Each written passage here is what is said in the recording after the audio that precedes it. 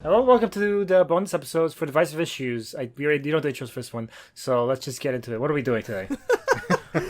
So, we are going to do Detective Comics 337. Why? The best one. Art by Carmine Infantino, written by Gardner Fox. Wait a second. Did Batman have his own comic series by now? Yeah. Yes. They kept, Superman kept Action Comics, Batman kept Detective, just because they're so iconic, they didn't want to end those books. Oh, yeah. It's still making, money. Yeah. There'd be no point in just discontinuing a series. Yeah, so the only bit of lore and backstory I want to give here is the reason why I even read this book is because it's done by Carmine Infantino, who is actually one of the most important Batman creators ever, and people don't realize this. He... the modern Batman costume that we think of, with the yellow circle and the gray with the blue gloves and boots, that was his redesign in the 60s, right before the Adam West show came out. Before that, it wasn't as bright, and Carmine was like, let's make this more poppy, and that's where that camp style came from. Yeah, and that logo became so iconic that when Tim Burton made his movie, all he did showed was the logo, because they said it's just that logo is enough to tell everyone that's Batman. We don't even say the title or just when it's coming and the logo. That's how iconic this costume became. Yeah, it's really interesting, especially because even when Batman gets dark and gritty, it still uses a lot of the same stuff. Doesn't he have the same costume nowadays? With the yellow, it's and the blue. variations on it. They're all different variations, but they're. No, I'm saying in together. his current run right now. Yeah. I don't know about the current one, but recently, he had one that had the oval and stuff like that going on still. Yeah. We should make so this is different from the previous issues because it's not. I don't think it's a cover bait issue as much as the previous ones. There's also no Superman or Jimmy Olsen, which I actually was disappointed by. Well, the thing is, Carmine was doing most of the Detective issues covers, and every once in a while he would do an issue too. So he might have been the one coming up with these crazy cover ideas that we talked about, at least for Batman. I was wondering because this doesn't have the tone as the other ones. It just shows so just to tease what's in the book. It's a caveman covered in ice. Caveman covered in ice, and Batman's going to kick him, and they're fighting in Gotham, and it says featuring the deep freeze menace. Covered in ice, encased in ice. Yeah, but he can still move around and stuff. But he's on a rooftop. Yeah, but it doesn't feel like a clickbaity because it doesn't have characters saying, "Wow, it's a caveman from the prehistoric age, and I'm going to fight him," even though he's covered in ice. True, yeah. It's missing all that, so it feels like this was a story they wanted to tell. The first page is like that though. Yeah, the first page shows the Jimmy Olsen thing, where it's what's happening in media res. It's look at the strange caveman's abilities. How'd this happen? I'm throwing tear gas at him, and he's expelling it back at me. Yeah, it still has that aspect of it, but since it's missing the cover dialogue, I wonder if the story was a story the writers actually wanted to write. And this is Gardner Fox's true creative vision. Yeah. Oh man. Well, something this weird had to have been a fit of passion that he felt. Or drug-fueled in some way. Yeah. Aside from that in media res page, the actual story opens on Earth 50,000 years ago, where a hunter creeps towards his prey, a thief named... Is it Brugg? No, Brugg. The thief, Brugg. The guy creeping is Clag, the hunter, trying to capture the thief. He's the future Iceman. So it's spelled like Brugg, but later on Batman thinks he says Bruce, so I think it's Brugg. Yeah, probably. Brugg Lee. Bruce Lee. So Clag is about to lunge at Brugg. An important thing to point out is that he's been chasing Brugg this whole time, and Brugg has been changing his furs and acting as different people. So he can steal the food of the tribe. Yeah, fool Clag, which is an important plot point. I hate this comic. So they start fighting at the top of a mountain, and Clag bellows, "Die, Brugg!" But then Brugg collapses in exhaustion and falls really far. No, not Brugg. What's amazing is Clag beats the shit out of Brugg, and he goes to beat him off a mountain, and Brugg is beating the shit out, so he collapses down, and Clag falls off. He goes to hit him and just falls off. Yeah, he's so tired that he falls, and that it's like a Three Stooges skit where he just falls down and the guy rolls over him. Yeah, it's the only time I've seen a guy he won, but he was so aggressive he lost.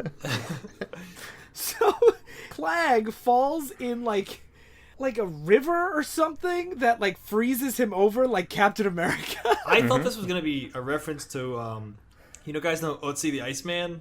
That guy they found in the Swiss Alps or whatever. Like, Did they find him in? No, because it's this not. is from 1965. Yeah, that's what I was like. When I looked at the year of this comic, I'm like, they found Otzi in like 1990 or something. Was that was there nothing like that in the Oh my past? god, that was Brugge! That's what happened to him.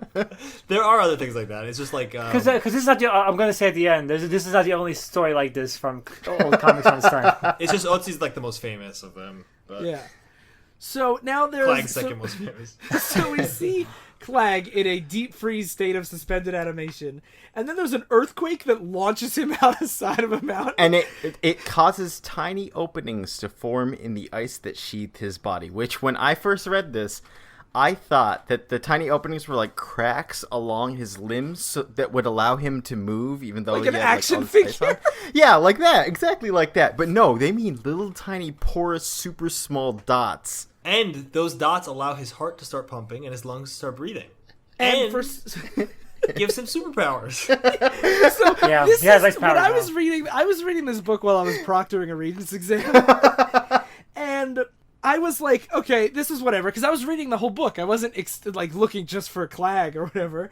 And so he has these minerals drip into the ice while he's frozen, and then it launches him out, and he's standing there. Because now he can move around. He's standing in the modern times, and he conjures a mental picture of Brugge and his old hunter instincts, sharpened to an extrasensory power by the long action of the cave minerals seeking through his pores, begin to function. Like a living antenna, he turns with awkward movements of his ice-locked legs until he senses a Brugge in his line of sight, a long distance off. And then he flies away! I think it's supposed to be that whatever was dripping into this cave for 50,000 years, like, was in the same way comics always are, like, magical and gave him powers. No, it just says cave minerals. So unless you think all cave minerals are magic. What is kryptonite not a mineral? I mean, Yeah, like, element. who knows? Gamma rays apparently turn into big green monsters. But then say like that, not just cave minerals. Like it's any cave Yeah. you go into. I mean, this is a stupid comic. Like, this is the worst thing we've read in a long time. Are you saying a caveman in frozen in ice that can fly? It's Especially because he stupid. can move his limbs and stuff, but how, like, he's a solid block the whole time. As You know? soon as he launched into the air, I'm like, oh, I'm going to make Phil and Daryl read this. So he flies to India, and he finds Azam Jah the Sikh, who's tracking an elusive tiger. And he's a guy with a turban and a gun, and the caveman just flies over and just attacks him. Because he's like, you won't fool me in that new outfit, Brugge. He just conks over the head of his what do you call it? Cloak. Yeah, the Sikh shoots him a couple times, but the ice protects him. And then he knocks him out, and then he looks at him, he's like, wait, this isn't Brugge, his scent is not right. My favorite is it shows him like it shows Clack's face. And he's like smiling in the ice. I'm like, how frozen is this ice to your body? It's also not ice because you know what? Bullets can go through ice, but not this ice. Because it says the shells flatten when they hit the ice. Like, this is like magic ice. I mean, Cave mineral ice. cave mineral ice. So now he... It sounds like a special type of special water. This part is so good. So, if this man is not Brugge, where is he? Quickly, Clag's mind focuses on another Brugge and levitates. So he's once like again. Professor X, where he can literally see human faces throughout the world, and like he's cerebroing all the Brugge lookalikes in the world. As he's flying, he says, though unable to comprehend his newfound powers over natural forces, he learns how to use them easily enough. He calls on lightning to speed him towards his prey, so he's flying through space with lightning bolts hitting him to speed him up. We should clarify. We're explaining this too much. Like, we're making it seem like the illustration explains this. Like, all it is like he just starts flying away towards. No, he's reading America. the narration boxes though. Like Yeah. they say, lightning I know. I'm strikes saying. him. No, but this is like one small panel. Like, all of these things are... It's like, like, all of a you- sudden, he's I flying with missed- lightning. I missed the mind focus part. If you missed that one text part where he says like he mind focuses everyone in the universe and finds out the next Brugge, you do not get that at all. The illustration is not illustrated at Yeah. all. Yeah. It just looks like a caveman flying. Literally, the writers were just like, "Wouldn't it be funny if a caveman could do all this stuff?" Like there's no like actual explanation. Like, Then I love this detail that they put in. That prey, the new Brugge, lives in Gotham City, just where he's not sure. For Clag has never been in a city in all his life. Yeah, obviously. There's a lot of narration, by the way. This is like Daryl. Yeah. It wasn't that bad because it was all like this stupid, crazy caveman. And I was trying to understand how he has these abilities. It's like, I was thinking about this. Do you guys think it's better when it's unexplained, or do you want it explained like so poorly that it's like, oh yeah, the pores and the minerals let him For fly? comedic purposes, the latter. Yes. If I'm actually reading a story, the former. Okay. Imagine this story without narration. Which, I mean, would that make it better or worse? Like That might make it feel the better. caveman It would just make it starts better for flying sure. unexpectedly and then gets hit by lightning. I mean, that's essentially what happens. Like, he just starts flying because of cave minerals. He gets circulating because of cave minerals. It feels like the artist. It feels like the artist just got drunk and drew his comic, and the writer's desperately trying to fix it after like. It's before the cave minerals I think- every time. I was just thinking about this too. Like, this story could have almost completely worked if it was just a very strong caveman. Like, if people back then were just so strong that they could like jump really far, like the Hulk, where he doesn't fly, he just jumps around. And then Yeah. he has to add all these crazy things like lightning bolts and the fact that the pores, when he gets gas shot at him, absorbs it and shoots it back. It's like, what the hell is Like, the ice is the real villain here. Like, the ice is like some kind of like extraterrestrial like life form. Yeah. So now the caveman is jumping around smashing all the street lamps Yeah. And Gotham City. in Gotham City, and Batman gets a call from Commissioner Gordon. is so good. What's that, Commissioner? A caveman sheathed in ice flying over the city? We'll be there right away. I love Batman's authenticity that he does. He's not like, are you fucking serious? Like right now? What are you? Like, He's like, okay, we'll be there. yes. It's like a fire. It's a fire at the old Home Depot or something like that. It's like I gotta go save it. How does Gordon not prank call him with more bullshit? And even so, they get there, the Batcopter, and Robin's like, "Yikes! When you look at that animated ice cube, like they are unfazed by this." Yeah. And he's just like hovering too. He's just floating around. Like, So Batman swings. It's now the cover of him like swinging to kick him, and he goes, "Brug." Clag says this. "Brug, This is you such a change weird- clothes again and hide face too, but Clag know you." And Batman, the caption is, "The masked manhunter slams into the Cro-Magnon Menace, toppling him like a bowling pin." And Batman goes, "Did that thing call me Bruce? Does it know my secret identity?" I like how they bring up this subplot, quote unquote, that has no effect on anything. Like that Batman's afraid that this guy knows the secret. And it like resolves itself because of course he doesn't. It's a caveman. And if he does, what the fuck is the fucking man? I thought, I assume this is a better story than it actually was. I thought he's gonna attack him as Bruce Wayne and call him. I was like, oh, you're the guy in the cape I fought. And like Bruce Wayne has to figure out. Like, he doesn't this is an speak actual English, story. Clag. Yeah. He does. No, he doesn't. Like, No, because he later does- they're like he doesn't. He has to learn English because.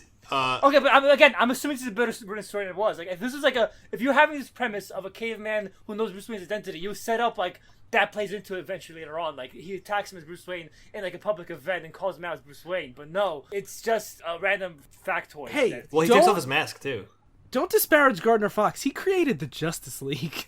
Well, DC's bad, so Wait, where does it say he doesn't speak English? it does. Later on, they say he has Later to on, learn though. modern language. So I think when Batman says, "Does that can call me Bruce?" He was yelling all this like ancient speak, and he heard the Brug, and that's it. You know? Or maybe he just fucked up. Maybe he just fucked up and later on to say later on as he was writing. Yeah, that How might can be. he, how can he speak Now I English? decide- How can he speak English? There were like 50,000 years ago. Fly around and get hit by How can lightning. he speak? How can you could question how he speaks English? That's Yeah. the most crazy It thing. in is this because story. you know what? Cave minerals can make you fly. Cave minerals can teach you language. He can read people's minds from across the fucking planet. He can read fucking people's minds. He was getting struck. He could command lightning. He can speak the language of the universe and command weave this dark tapestry to its I web. guess we know where it gets too far for Phil is language. Language is hard to learn. Okay? That was a big problem with Stanley and Just Imagines. Like when Superman like figures out the alphabet, he's like, this is bullshit. Yeah. This comic sucks now. Oh man. boy. So, fuck. So, Batman, this is when Robin throws the gas to slow him down, and the ice absorbs the tear gas and then shoots it right in Robin's face. And this is a great panel too because Clag is turning around with a smug look. Like, he knows this is gonna happen. Like he's like a supervillain here. Like he's like so strong. I wish this was written in the Marvel method, where the artist did everything and then was like, "Here, writer, fill in the gaps." Can you imagine Gardner Fox desperately trying to make sense of this plot after it was written? And then after this, Batman gets the brilliant idea to go over and he has to grab the club away from Clark, which is like, it's frozen, like it's a part of his armor. You should call him Clark? He's Clag. Clark. You think of Brug Wayne and Clark Glenn. Clark Thematic Kent. implications. This is Batman fighting his aggressions against Superman. Yeah. Clark. Oh man. So then Batman throws him off a building. And he falls on the street and Robin's like, he's out cold. And Batman's like, I've never fought anything like him What is before. this? What is this idiom? We have that refugee from a refrigerator? Yeah. Because he's cold. He's like covered in ice. It's kind of nice. I don't know. That's a little weird one. And It's refugee. Should be refugee from a freezer, but he wants to make a litter. Yeah. So he says refugee from a refrigerator just- to make it right. so Batman's like, I hope he's down because he might have some tricks he hasn't even thought of yet. And right at that moment, Clag starts levitating upwards and knocks them both out with his club. And then Robin smashes his head into a car, and Batman gets defeated by the Clug. Another Clug. By the clock. Another- It gets beat by the clock. Another great thought process here. Bruce? Am I Bruce Wayne, the target for his hate? And then he gets knocked out, and Clag pulls his cowl off, and he's like, "Where, Brug? Clag, find him next time for sure." And then, luckily, Robin is there to put the cowl back on his face before the cops get there, as Clag flies away to fight another Brug across big water. So, and then what happens is they're like, oh, we need to find out, like, how do we beat this deep freeze menace? So then they start looking for clues. And Batman says, as they're collecting stuff on the ground, Batman says, we'll do a better job in the Batcave. So gather every little clue you can, Robin. I was like, how patronizing is this? That they've done this dozens of times. And Batman's like, we gotta go back to the Batcave. It's like a dad telling you in the store, we'll unwrap this back home. It's like, yeah, I know, Dad. God damn. Also, I love how Batman is so smart that he actually does figure out, wow, these minerals gave him powers. So he realizes that all the people that have been attacked up to this point, the one other guy, looks a lot like Bruce Wayne. And they And also, he doesn't attack Bruce Wayne, the Batman, because he thinks he's Bruce Wayne. He attacks him because he just happened to be there, and he's like, I guess you must be. No, but he was going to Gotham to look for Bruce Wayne.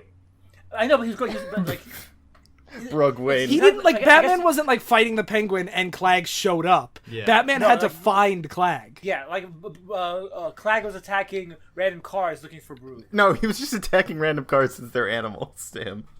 I like this insinuation that Batman has a Cro-Magnon's face.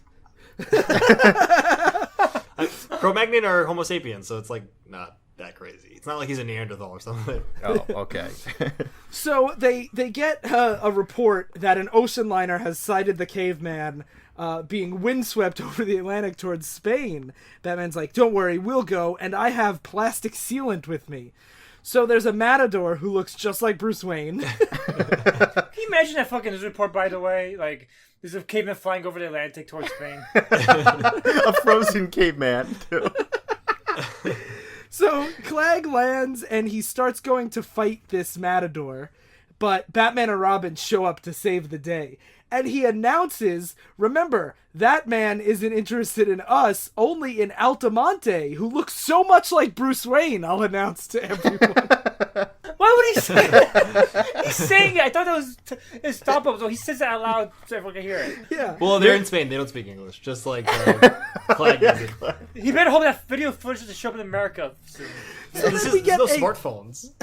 No, there could be TVs They're recording recording. the... It's a fucking stadium event. It's a stadium event right now. So we Batman's get- excuse is that he thinks about Bruce Wayne a lot. He's always on my mind. So we get a fantastic fight where Robin keeps distracting him and he breaks the club off while Batman just keeps like jumping behind him and spraying him with like this just smoke stuff that's the plastic sealant. Oh my god, and Clegg summons down lightning too. I forgot about that. Does he? Yeah, against Batman. He raises his club and lightning comes down at Batman. He's Or Thor. he does that once though. Like he could have won very easily if he did that more than once. Well, maybe the minerals only allow it's a once per day. So Oh he's yeah, just you're about, right. like, He once drew per down day. those lightnings to keep me away from him. He really is like a fucking god. Also, Clagg's other ability is he can fire ice particles from his fingertips. Yeah. He only does it one time. And Yeah, and Batman goes, "Oh, those things sting." That's what Batman says. That's not Robin saying a lie. It's Batman. Oh, those things sting. So this is one of my favorite parts where Batman finally seals all the pores, which causes Clag to freeze rigid.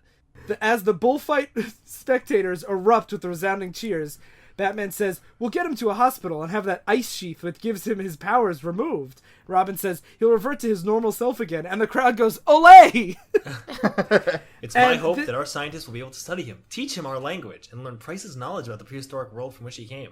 And then Robin says, in that way, at least, his appearance in our time won't be all bad. The end. So 2 things. That means in DC they had this caveman later on that they studied about history by talking to this caveman who probably learned English eventually. That's the thing. Second of all, this is still canon because Marvel, DC refuses to let go of Batman's continuity. Like, Batman's the one character where everything that happened is canon in some way, shape, or form. Because, basically, whenever DC rebooted, they wanted to reboot the least successful books. But Batman was always successful throughout his entire run, so they always try to keep as much of it as canon as possible. So in Batman canon right now, this caveman exists, and scientists are studying it at this very moment. Wait, when DC resets, they don't reset the whole universe? They do. No, that's one of the reasons why I say it's stupid, and it's fucking bullshit. How do you do that? How do you reset? It's always bad. It's always confusing. They try to explain. Grant Didn't you Morrison read tries to explain a lot of it. Flashpoint, Phil? Yeah, I did. Yeah, it resets the universe, think- but it's like my parents are still dead. I'm still mainly Batman. Like everything Clag resets. still hunted Brood. I think Ryan could correct me on this. I think some of this is explained as Batman being really high. So that's more for like the 50s stuff when it was like lots of aliens and Batmite and stuff, which is like an imp from another dimension that played pranks in the 50s. Where Grant Morrison said that because Batman got hit by so many like fear gas and poison ivy chemicals and everything that he was just hallucinate things sometimes. But Robin was here. But yeah, Robin was the entire time. Commissioner Gordon called him and said, "There's a flying caveman." Commissioner Gordon, he fucking hallucinates. There's so many The thing witnesses. is, what usually happens, Okay. what usually happens when DC reboots is they do soft reboots where they reset everything except usually Batman. Because think about like Batman has actually developed a lot over the decades. Like think like Robin grows up and becomes Nightwing. There's a new Robin, like like Ra's al Ghul has like these master plans that take like decades that they don't want to reset Batman because then like you would de-age Nightwing, who's like one of their most popular characters. So they usually reset everything, but Batman's just the same, which is weird. They want to have the cake and eat it too. They want to have the just like number 1 versus 500 thing. They want to have the hot new number 1 while having the history of the number 500 later on. Even though it makes things confusing to have both 5 issues apart from each So other. like when they rebooted after Flashpoint, you had like Action Comics number 1, which was Superman getting to Metropolis for the first time in like his early days. You had Wonder Woman, which was a retelling of her origin. And then you had Batman number 1, which had 4 Robins in it. I do want to say, I like to imagine like Batman remembering these drug-fueled hazes he had to Robin and saying, "Hey, Robin, remember the time we fought a caveman covered with ice that could fly and shoot lightning?" And Robin's like, "What the fuck?" Well, that actually, in Morrison's run, there's a black casebook, which is Batman's journals of all the fucking crazy bullshit, like the time he turned into, like, Rainbow Batman or, like, went to other dimensions. And the Robin at the time, Tim Drake, finds it, and he's like, what the fuck was wrong with Batman? I mean, I have to, I guess, if I put it in context and I'm like, is a caveman covered in ice flying across the Atlantic to Spain really crazier than the same guy and his nephew getting struck by lightning chemicals in the same room? Is it crazier than like a guy made of sand?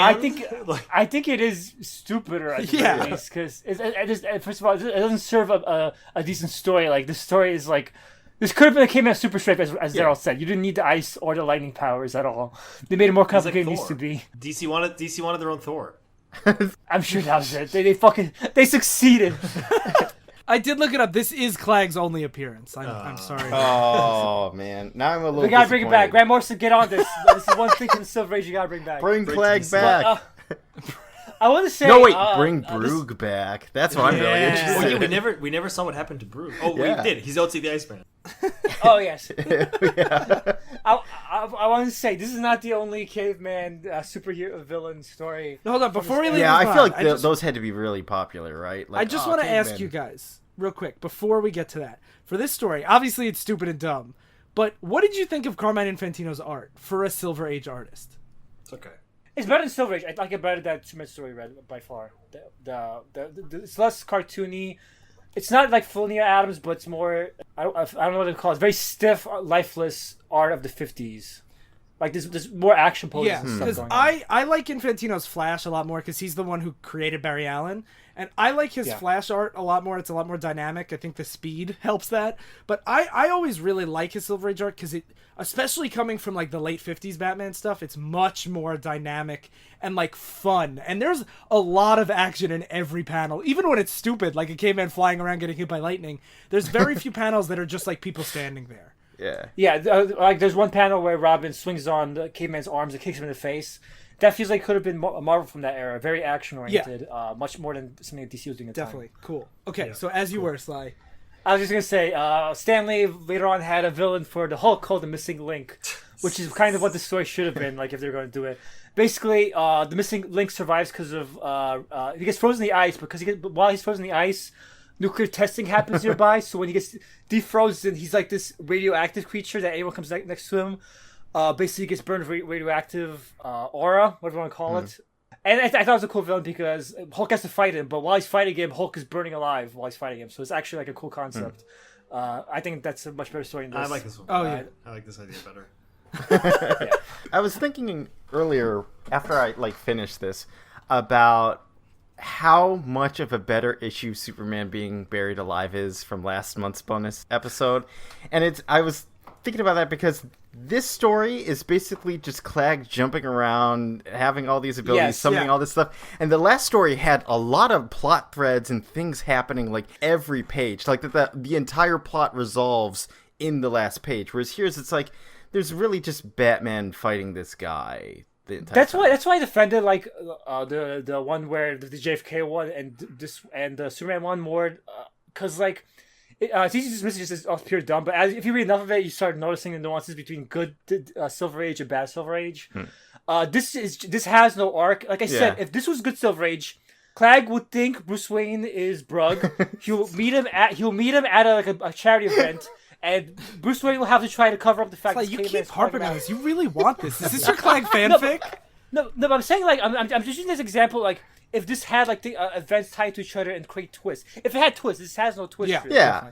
You're gonna write the sequel to this, aren't you? In defense of this story over Superman's pal Jimmy Olsen from last time, that one was 3 or 4 years later, and I know that doesn't seem like a lot, but in the mid '60s. That the difference between 64 and 68 is like huge in comic book like tone, I guess. I've read stories before this, and even those. I'm not saying this is like top of the line like for the time. That's not what I'm saying at all. I just don't think it doesn't do any like it has no twists. It has no interesting arc. Clag himself doesn't have any peculiarities about him. Like before, with like Magna Man is actually a rebel. That worked for a scientist. That is a much better issue than this one. Yeah. Like even the first Joker story, the first Joker story, what happens is there's a scene in Batman: The Dark Knight where they're looking for Joker. Joker announces he's going to show up, and it turns out Joker is one of the cops. That's from the first Batman story. That's like a setup twist. Like that was one of the first Joker stories. Like they've been doing these twists a long time, and this is a purely bad story. It's good because it's dumb. Yeah, dumb. Definitely. But like in terms of like this is like the ultimate example we've had so far of why those previous stories were the epitome of bad Silver Age. Yes. It's weird. Like I get everything you guys are saying, and I logically like agree, but I didn't mind this as much as the Superman ones. But I might just be getting used to how shitty Silver Age comics that are. also comes down to like with the Superman one, we were like, okay, they're bringing up the politics of this country and then doing nothing with them. Where like that, like this is unambitious completely. So it's like. Yeah, so I appreciate the ambition of that. Even though, especially, I will say, just the fact that those try to take a cover and try desperately to take that cover and fit everything into the plot. The different country, the Superman statue, the Superman being underground, losing his powers, Jimmy Olsen announcing that he's going to come out of the ground. They managed to fit everything in like one page rather, of content. Ryan, I need help. What? What is this? Later in this issue, there is a man squatting down, and he is sending out his knees to punch people in the face. I saw that too. Okay, so might as well do my daily calisthenics while I handle these He monsters. says, "How's that for a kneesy capture?" So at the time, Detective Comics had usually two features. one of which would be a Batman story, and the other one was usually an Elongated Man story. What a name. What a name. Well, Elongated Man, for what it's worth, DC wanted to create a character that was like the Golden Age hero Plastic Man, or like Reed Richards, but they didn't realize that they had already bought the rights to Plastic Man, so they made a new stretchy hero named Elongated Man. And the thing that's fun about Elongated Man is he doesn't have a secret identity, and he just goes around and solves mysteries with his wife. So their backup story is usually like 5 to 10 pages of just like him making puns and solving mysteries while like on dates with his wife. Oh. And they're very like simple, fun, couple page stories that he are came just up like before. Yeah. We made fun of him before because I remember this snake head where every scene is just his neck and his head like a snake man, like being like, I see this man doing this. Yeah, was see it like a Justice League episode or something? No, that was Plastic Man. Oh my god. Whatever. All right, we're done with the podcast. But yeah, so Elongated Man, like it would just be like fun detective backups, and then eventually he was replaced when Barbara Gordon was introduced. That's where Batgirl was. She was a Detective Comics backup for a long time. And that's one of the cool things about these comics back then. Detective Comics, it might seem redundant to have Detective Comics and Batman, but what happened was you had Detective Comics, then there's backups, you have other characters show up, and you could sell those characters too, even if they didn't have enough prestige to sell their own books. And that's how a lot of like comics sold. They will have the big seller at the front, and the backup story will be minor characters that weren't big enough to sell book on their own, but like you get to build up these other characters in the meantime while you're selling Batman books. And also, both Elongated Man and Barbara Gordon created by Carmine Infantino. So there you go. Great. Yeah. Thanks for the history. So, thank you everyone for giving us money. I hope thanks. this is worth it. I hope so too. Got it. Yeah, really. Thank you. Think backers. about your life choices. Think about your life choices. Think about a frozen caveman flying around with lightning zapping him. You wouldn't have got that if you didn't give us money. That's true. So that's been it for our bonus episode. I've been Sly. I've been Ryan. I've been Phil. And I've been Daryl. Stay in podcasting. Stay in our bonus Patreon thing. Thank you. Please.